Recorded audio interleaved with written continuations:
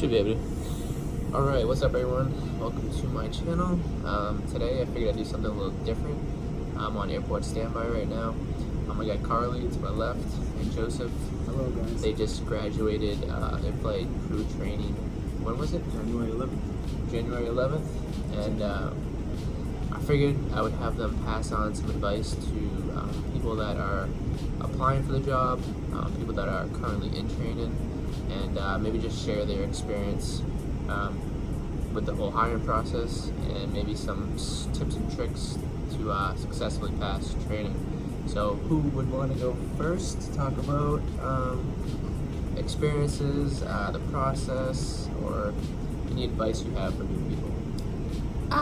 I would say even if you think you don't need a study group, get a study group, because chances are someone's going to catch on to something that you didn't catch in class, because you are just getting an overload of information, and they're really going to help you catch on to those small things that you didn't hear or maybe catch in your fan. Another thing would be pay attention to your fan. Your fan is your Bible.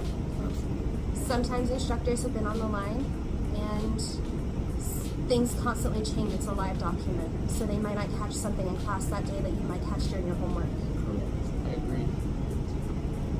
And so basically I agree with her. Study groups, if that's how you like to study, definitely reach out to people. Don't be afraid, because everybody's there. They're going through the same thing that you are.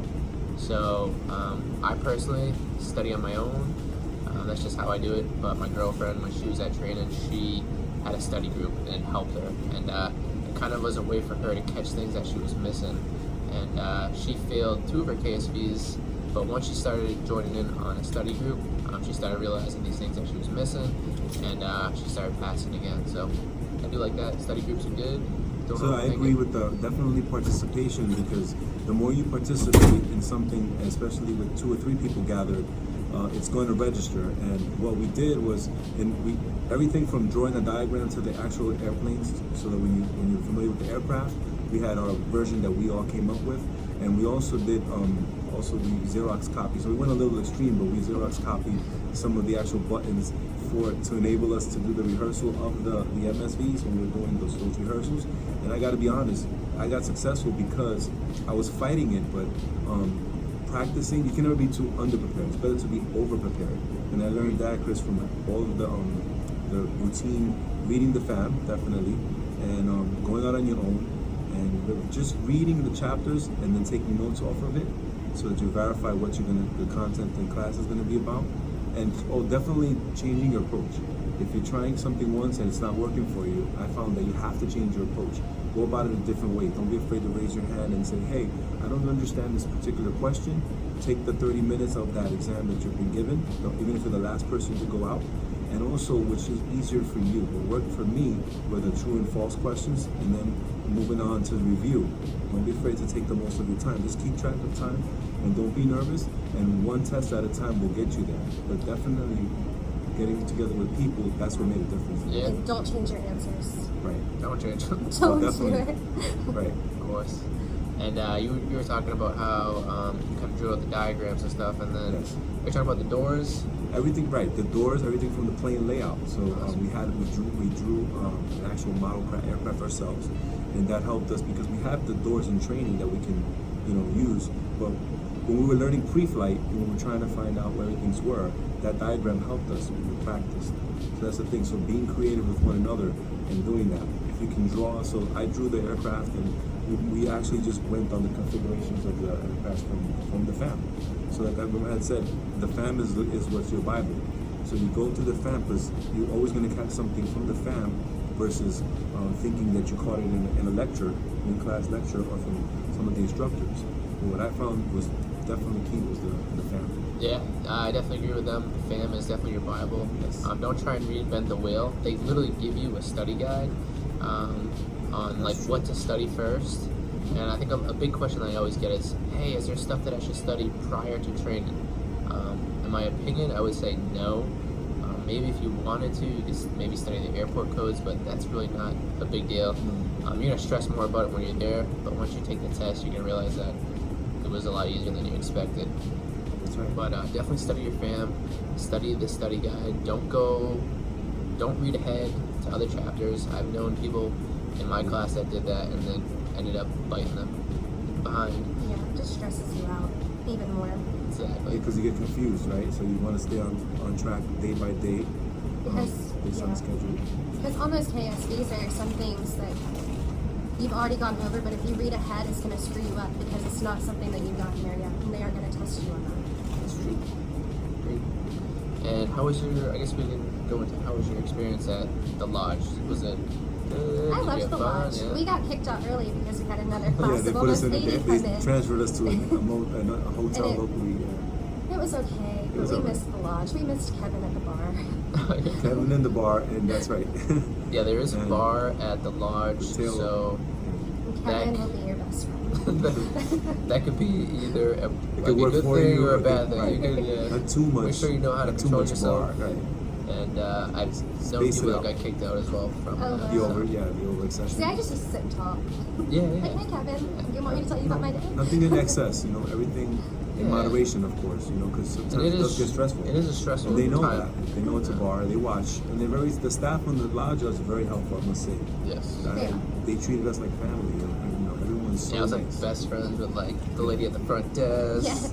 the guy at the cashier. Yes. That's awesome.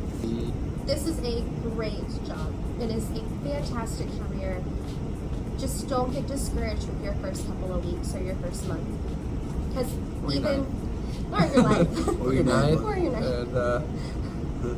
And I really love the job itself as well. And it's a great, I know this specifically, it's just a fantastic company. So even if you have a couple of bad trips, it's not going to outweigh the good trips that you're going to have. Exactly. The pros outweigh the cons for sure. And you're gonna get help along the way. So guys, don't be afraid to ask upfront questions and to let everybody know that you're new. And it's part of the struggle. And I think everybody remembers their first day, Yeah. as well as their first flight, as well as the experience in flight. So one thing we do see is we do get a lot of help.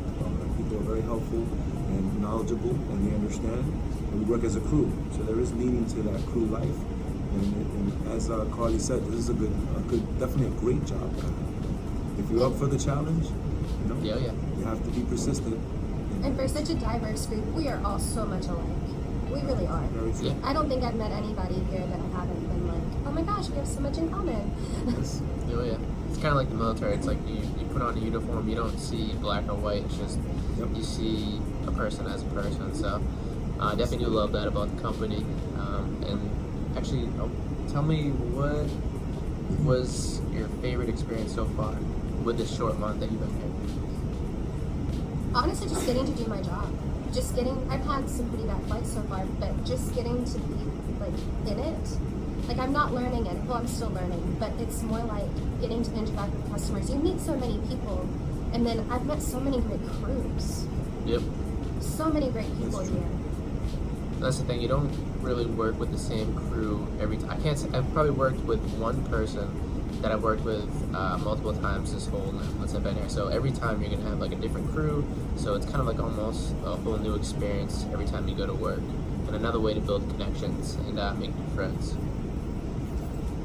I have to say that the experience with the IOE and flying on both trips, like I mentioned earlier, the help that you get, the reinforcement that you can do it, and the participation from the actual customers, that they'll notice you, because when all is said and done, good work is definitely notable. And take your time, as I'm learning. When you take your time to learn someone's name, like I met Chris through these videos that he's doing, and it was a great help for me to prepare for this journey.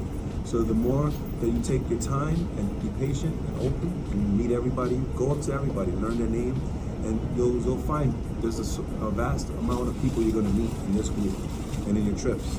So that's one thing to look forward to, that you're going to be in a different place is nice, but the person that you're going to meet, the unknown person, could be like you. It opened up a door for me that's in another topic that, fitness-wise, Business. that I never thought, would come up again, and it's been very helpful in this lifestyle. So you never know until you ask and share, and share stories, because I'm a very positive guy, and I made it this far because I changed my approach and I didn't give up. And had I given up and not been persistent, I would have just, not been here. And so it's definitely more than living a dream for me. Yeah. It's fantastic. Joe, you were talking about how you were kind of like run on the line as well, how you failed 2 tests and you were I did. So if you fail the 3rd test, you kind of get sent home.